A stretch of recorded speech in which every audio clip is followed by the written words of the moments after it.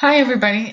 So this is the video or the voiceover that's going to go with the chapter on conclusions. As you probably can figure out, conclusions are not a long paragraph.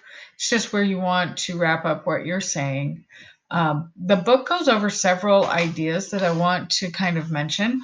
One is to choose a conclusion style that goes with your intro.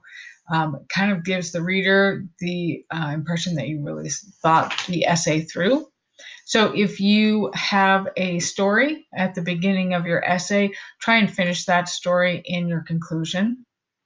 If you asked a question in the introduction, try and answer the question in the conclusion. You kind of get the idea. And you want to do that somewhat obviously, if you will. One thing you don't want to do is you don't want to dump all your information that you didn't get to use in your body paragraphs in your conclusion.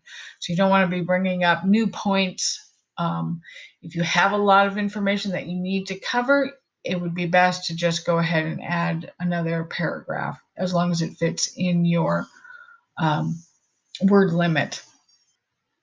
So one of the other things that the book points out, and in your own reading of essays, whether they are newspaper articles or actual essays that you might read, is the so what. You want to leave your reader with the reason they spent that time reading your essay. So it might apply the info that you have given to the real world, suggest an action, emphasize your most important point, something like that. Number four, definitely have a conclusion to your essay. Don't just kind of end your body paragraphs and kind of fade off into the sunset. You want to go out strong, like on like a winner, off like a winner, like that. And then you want to end with a sentence that makes sure that your reader knows that they've come to the end. And you pretty much never want to say in conclusion. Um, it's just kind of something that is a little bit simplistic, and you're writing at a higher writing level now, so you don't want to do that. So this slide kind of got a little messed up there on the top. What we did in class on Monday was exercise 9.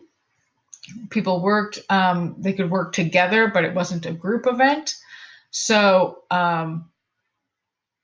if you see that there is a opportunity to kind of make up an essay, imagine an essay in your mind and kind of make it up. So the first one, they have chosen a topic, which is video games. And then you can create a thesis and then create an imaginary thesis body paragraphs in your mind. And then in the bottom part there on your worksheet for exercise 9, you would write out what the so what was. So what 3 points did you cover, or what did your story that you might have told, your descriptive or narrative story, what did it tell the reader? What lesson did you learn? And then kind of that trying to nail that final sentence. So that's what exercise 9 was about. And you can send that to me in photo form. That's completely fine. I just want to check completion on that. Um, if you look on page 50, you can see that there are the types of conclusions, and that is really kind of wrapping up from the previous chapter. So the one on number 2 and number 3 and number 7 kind of conclude the introductory paragraphs. One was on George Washington, kind of answers that question that they brought out. The show The Benefit Gained, it kind of gives those points again. And then finish the story. It finishes the story that about the race that was begun in the introductory chapter. So those are just some kinds of things. The homework I have posted on the website, and it's basically because we worked intensely with exercise 10 about the clocks. I would like you to do that one instead of 11. And so you can, again, choose to write introductions on the topic of the clocks or the topic that is listed on page 53, which has to do with graciously saying no. It would be easiest if you just kept with the topic that you chose last week and just wrote that quick little conclusion. Again, it doesn't have to be a long one. Just try and work with what you've started last week, or if you had a problem with that, go ahead and start. Imagine that you're starting fresh and now you're wrapping it up.